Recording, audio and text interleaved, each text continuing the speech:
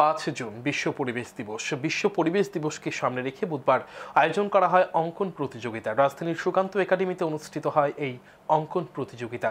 3টি বিভাগে অনুষ্ঠিত হয় এই অঙ্কন প্রতিযোগিতায় 2 শতাধিক ক্ষুদে অঙ্কন শিল্পী অংশগ্রহণ করেন। ত্রিপুরা রাজ্য দূষণ নিয়ন্ত্রণ পর্ষদের উদ্যোগে এই প্রতিযোগিতার আয়োজন করা হয়।